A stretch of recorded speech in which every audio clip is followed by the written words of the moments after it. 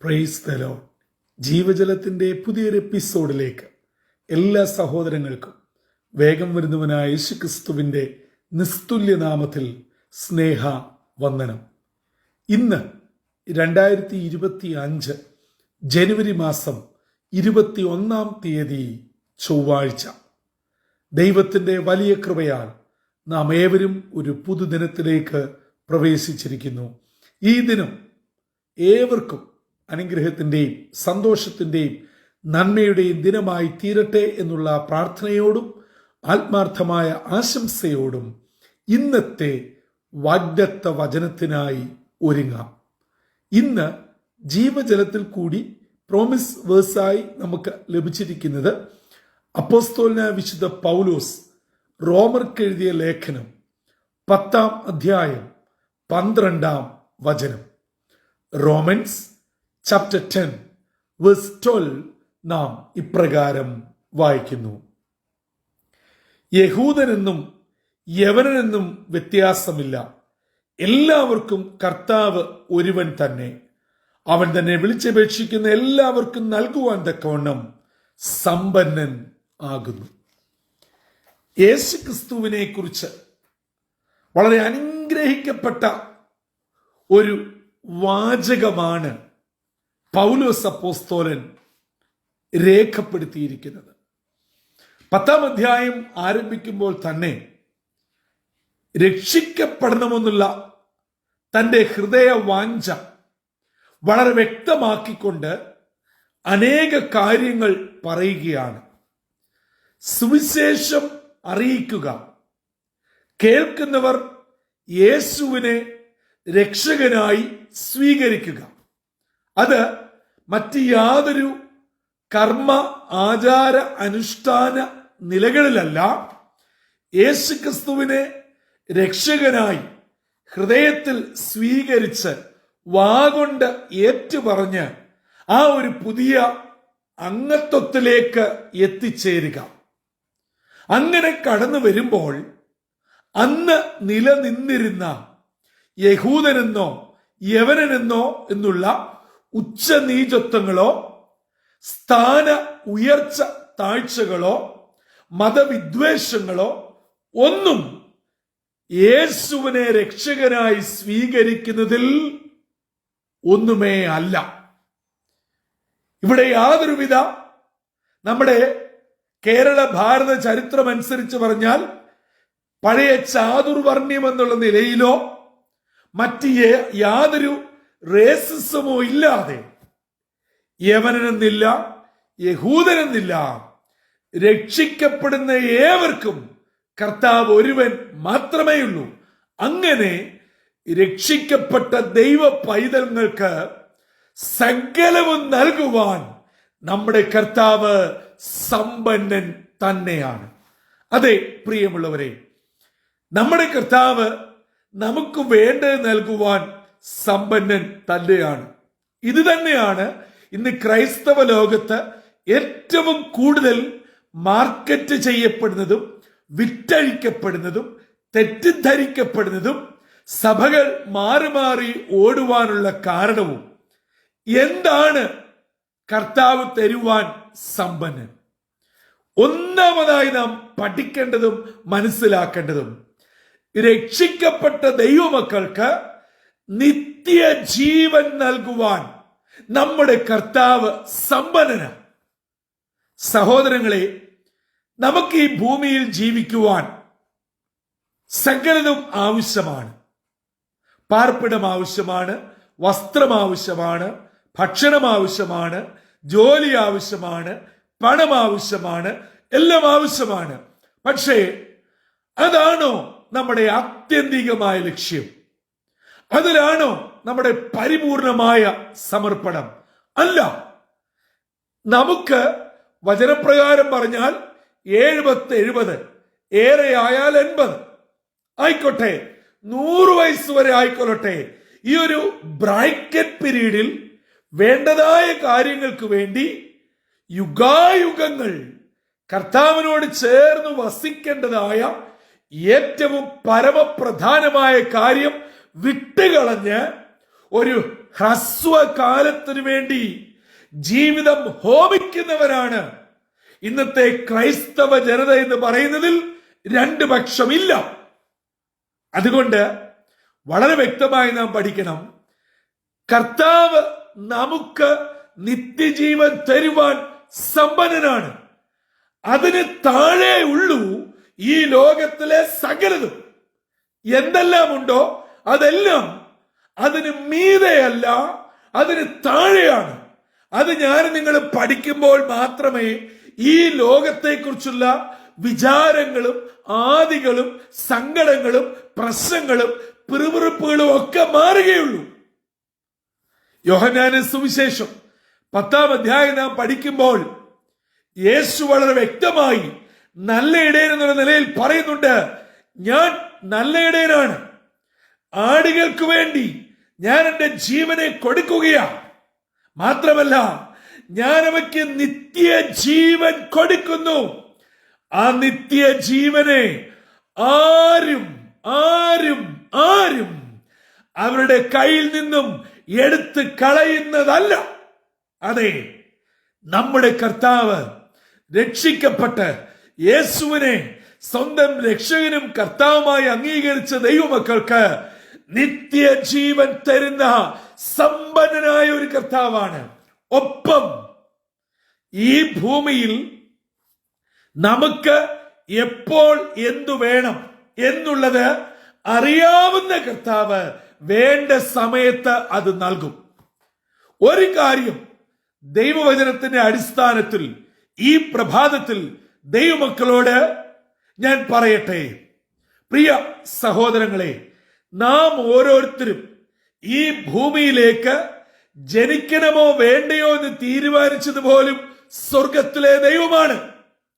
അങ്ങനെ തമ്പുരാന്റെ ഇഷ്ടത്താൽ, അതെ, മാതാപിതാക്കളാൽ നാം ഈ ഭൂമിയിൽ ജന്മമെടുത്തുവെങ്കിലും നാം ഓരോരുത്തരും ജനിക്കുന്നതിന് മുൻപേ നമുക്ക് വേണ്ടത് ഭൂമിക്കടിയിൽ അതങ്ങനെ, ഭൂമിയുടെ പരപ്പിൽ അതങ്ങനെ, ഭൂമിക്ക് മുകളിൽ അതങ്ങനെ, ഒരു മനുഷ്യായുസ്സിൽ വേണ്ടത് തമ്പുരാൻ ഈ ഭൂമിയിൽ കരുതിയിട്ടാണ് നമുക്ക് ജന്മം നൽകിയത്.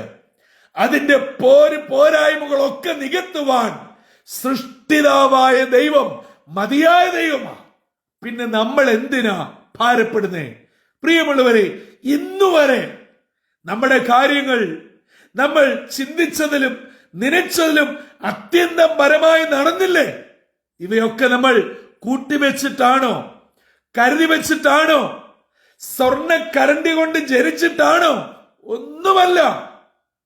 നമ്മുടെ പിതാക്കന്മാരുടെ കണ്ണുനീർ, പ്രാർത്ഥന, അവർ ദൈവത്തിൽ അർപ്പിച്ച അചഞ്ചലമായ വിശ്വാസം, അതെ, സമ്പന്നനായ ദൈവം എങ്ങനെ സമ്പന്നനായിരുന്നുവെന്ന് അവരുടെ ജീവിതാനുഭവത്തിൽ അവർ രുചിച്ചറിഞ്ഞു. നിർഭാഗ്യവശാൽ ഇന്നത്തെ ക്രൈസ്തവ ജനത അത് രുചിച്ചറിയുവാൻ മെനക്കെടുന്നില്ല. വചനം വായിച്ച് ധൈര്യപ്പെടുന്നില്ല, ഉറയ്ക്കുന്നില്ല. അതുകൊണ്ട് ഓടി നടക്കുകയാ. എങ്ങനെ സമ്പന്നത നേടാം, എങ്ങനെ എളുപ്പമെന്ന് കാര്യം നടക്കും. ഓരോ കാര്യങ്ങളും നടക്കുവാൻ എന്താണ് കുറുക്കുവഴി? ഏത് സഭയിൽ, ഏത് ദൈവദാസനിൽ, ഏത് കൂട്ടായ്മയിൽ, ആരുടെ അടുത്ത് പോയാൽ കാര്യം നടക്കും? ഇല്ല, ഒരിക്കലുമില്ല. നമ്മുടെ കർത്താവ് സമ്പന്നൻ തന്നെയാ. നിങ്ങൾ എങ്ങും ഓടണ്ട, ഒരു സഭയും വിട്ട് വേറൊരിടത്ത് പോകണ്ട. അവരവരുടെ സഭയേക്കാൾ ഭീകരതയാണ് മറ്റൊരിടത്തെന്നുള്ളത് മറന്നു പോകരുത്. എന്നാൽ നിങ്ങൾ എവിടെ പോയാലും പോയില്ലെങ്കിലും കർത്താവ് അനുവദിക്കാതെ, മഹാസമ്പന്നനായ ഈ തമ്പുരാൻ തരാതെ, ഈ ലോകത്തിലെയാണെങ്കിലും വരാനുള്ള ലോകത്തിലെയാണെങ്കിലും നമുക്ക് ഒന്നും ആവുകയില്ല, എത്തുകയില്ല, മതിയാവുകയില്ല എന്ന് ഞാൻ നിങ്ങളും തിരിച്ചറിയണം.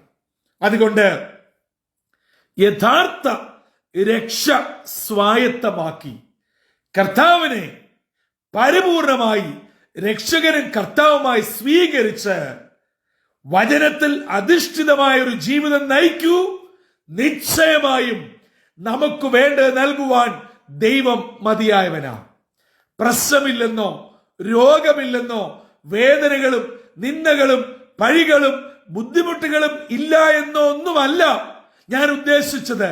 ഇവയൊക്കെ ക്രിസ്തീയ ജീവിതത്തിന്റെ കൂടപ്പിറപ്പായി കൂടെയുണ്ട്. പക്ഷേ അവിടെയൊക്കെ നമുക്ക് ജയം നൽകുന്നത്, അതിനെയൊക്കെ അതിജീവിക്കുന്നത് ഞാനും നിങ്ങളും ആരാധിക്കുന്ന, രക്ഷകനായി സ്വീകരിച്ചിരിക്കുന്ന സമ്പന്നനായ ഈ ദൈവത്തിന്റെ സാന്നിധ്യമാണ്. മകനെ, മകളെ, ഞാൻ നിന്റെ കൂടെയുണ്ട്. നിന്റെ ആവശ്യങ്ങൾക്ക് ഞാൻ മതിയായവനാണ് എന്നുള്ള ഇമ്പസ്വരം ഞാൻ നിങ്ങളും കേൾക്കാത്തിടത്തോളം കാലം നമ്മുടെ മനസ്സിന് ശാന്തത കൈവരിക്കുവാൻ കഴിയുകയില്ല. ഓർക്കണം, കോടികൾ ഉള്ളതുകൊണ്ട്, കോടി ബാങ്ക് ഡിപ്പോസിറ്റ് ഉള്ളത് കൊണ്ട്, വലിയ ശമ്പളം ഉള്ളത് കൊണ്ട്, വലിയ പ്രോപ്പർട്ടിയോ പാരമ്പര്യമോ ഉള്ളത് കൊണ്ട് സമാധാനവും സന്തോഷവും ലഭിക്കണം എന്നില്ല. എന്നാൽ ഒരു നേരത്തെ ആഹാരത്തിന് വകയില്ലാത്തവർ കോടികളുടെ സമാധാനവും സന്തോഷവും അനുഭവിക്കുന്നു എന്നുള്ളതും മറന്നു പോകരുത്. അതുകൊണ്ട് സമ്പന്നനായ ഒരു കർത്താവ് എന്നോടും നിങ്ങളോടും കൂടെ ഉള്ളിടത്തോളം കാലം ദൈവമക്കളെ ഭയപ്പെടരുത്, ഭാരപ്പെടരുത്, പിറുപിറുക്കരുത്, അവിശ്വസിക്കരുത്. പ്രാർത്ഥനയോടെ മുൻപോട്ട് പോകുക.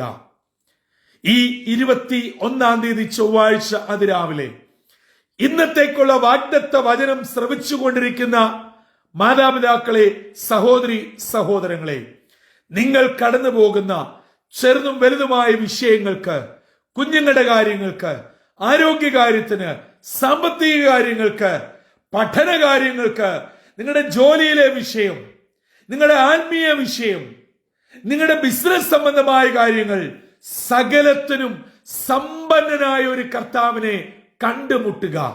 ഒരു ഉഭയ സമ്മതത്തിൽ എത്തുക. ആ കർത്താവുമായി അചഞ്ചലമായ വിശ്വാസത്തിൽ വേരുറച്ച് പ്രാർത്ഥനയോടെ മുൻപോട്ട് പോകുക.